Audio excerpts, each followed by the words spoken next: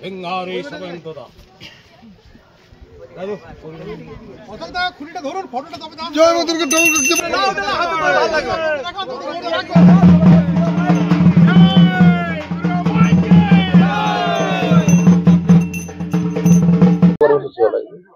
আমাদের এই খুঁটি পুজোর মাধ্যমে পুজোর সূচনা হলো।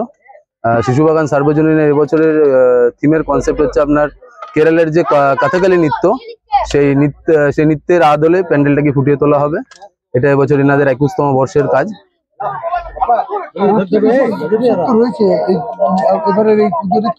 এটাতে আমরা মানুষকে দেখাতে চাইবো যে কেরলের যে কথাকলি যে নৃত্যের যে ভঙ্গিমা, সেটাকে প্যান্ডেলের মধ্যে বিভিন্ন পটচিত্র আছে, বিভিন্ন রকমের মূর্তি থাকবে কথাকলির আদলের, তার উপরে বিষয়টাকে নিয়ে আমরা ফুটিয়ে তোলার চেষ্টা করবো। হঠাৎ করে এই থিমটা বেছে নিলেন? এই থিমটা বেছে নেওয়ার কারণ হচ্ছে যে মানুষকে কিছু নতুনত্ব দেওয়া, মানুষকে কিছু নতুনত্বের ছোঁয়া দেওয়া, সেটারই চেষ্টা কমিটি কর্তৃপক্ষও করেছে, তাদের সঙ্গে আমি সাথ দিয়েছি। তার টোটাল পুজোর বাজেট উনি বলতে পারবেন। আমাদের পুজোর বাজেট আছে 15 লাখ টাকা। 15 লাখ টাকা। মূর্তি আছে আসানসোলের রঞ্জিত পাল, আর লাইট আছে রানীগঞ্জেরই শামিম ডেকোরেটর, শামিম লাইটের। আচ্ছা, আর যে মণ্ডপ সজ্জা ওই আমাদের মোদি ডেকোরেটর করছে, অন্ডালের ইনি করছে। কি রইবে এবারে মণ্ডপে, কি উঠে আসবে?